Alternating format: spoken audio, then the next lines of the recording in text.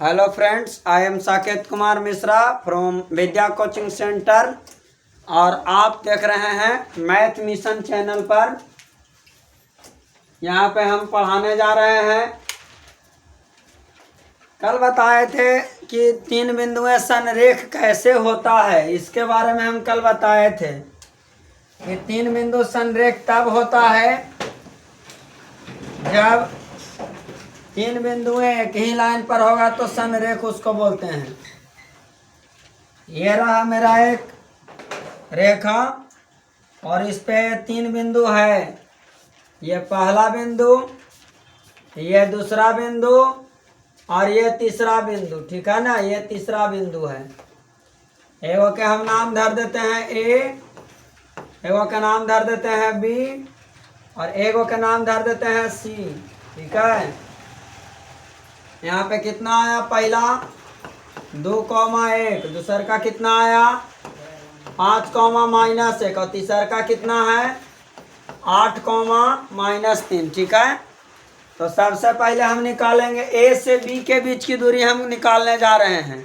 ए से बी के बीच की दूरी निकालेंगे तो उसको क्या बोलेंगे, ए बी। ए बी निकलेगा ऐसे, दो बिंदु के बीच की दूरी बराबर फॉर्मूला होता है root under x2 minus x1 के होल स्क्वायर जोड़ y2 माइनस y1 के होल स्क्वायर।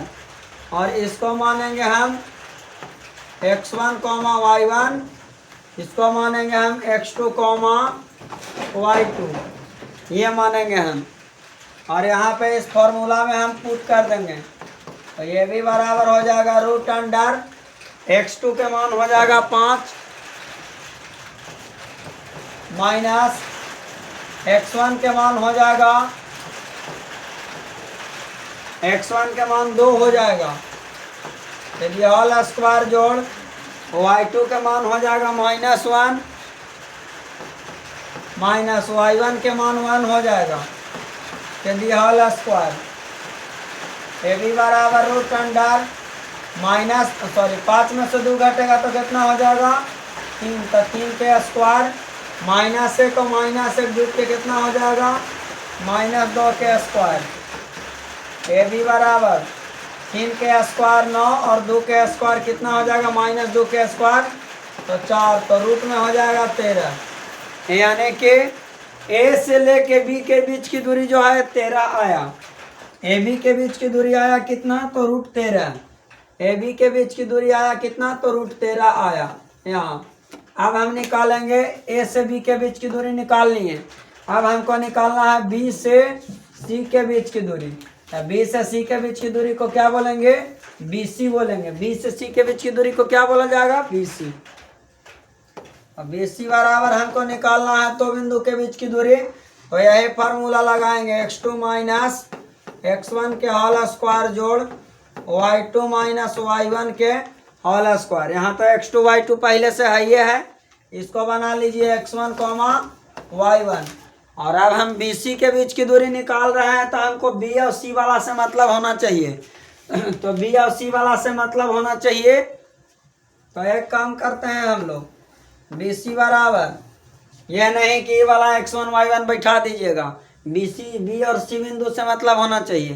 तो x2 के जगह पर यहाँ पे कितना हो जाएगा, तो 5 माइनस x1 के जगह पर कितना हो जाएगा, तो ये वाला x1 बैठाना है तो 8 के दी होल स्क्वायर जोड़ y2 के जगह पर यहाँ पे कितना हो जाएगा, तो -1 और -1 पहले से है, वो माइनस पहले से है और y1 के मान अलग से कितना है -3।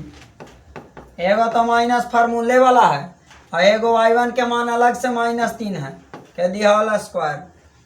BC बराबर रूट अंडर 5 में से 8 घटेगा और यहाँ पे हो जाएगा -3 और -3 के स्क्वायर जोड़ यहाँ पे हो जाएगा -1 और यहाँ माइनस माइनस हो जाएगा प्लस में 3 के दी होल स्क्वायर।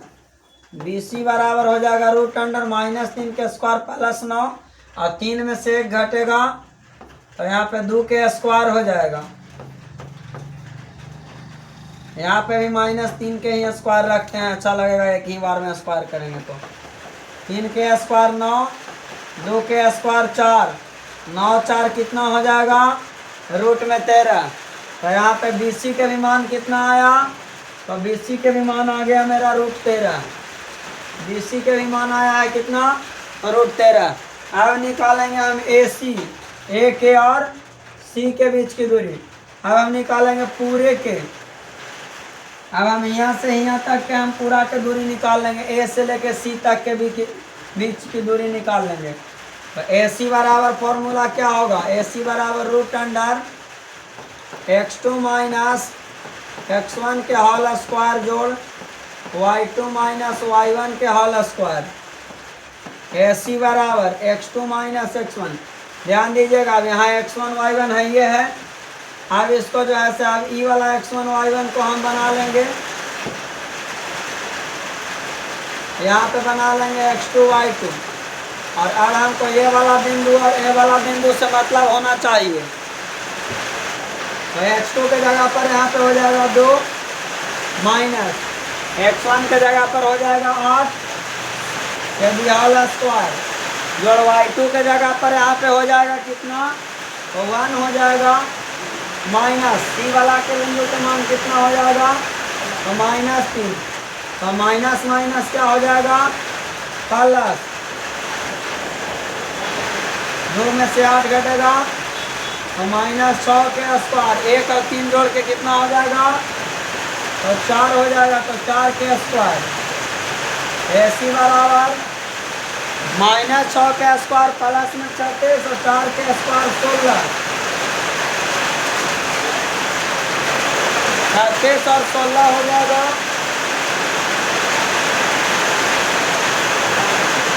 52 हो जाएगा, 36 और 16। यहाँ पे हो जाएगा 13 14 52।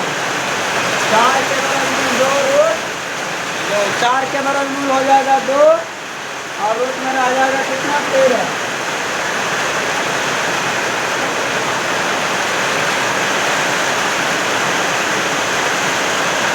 यहाँ पे क्योंकि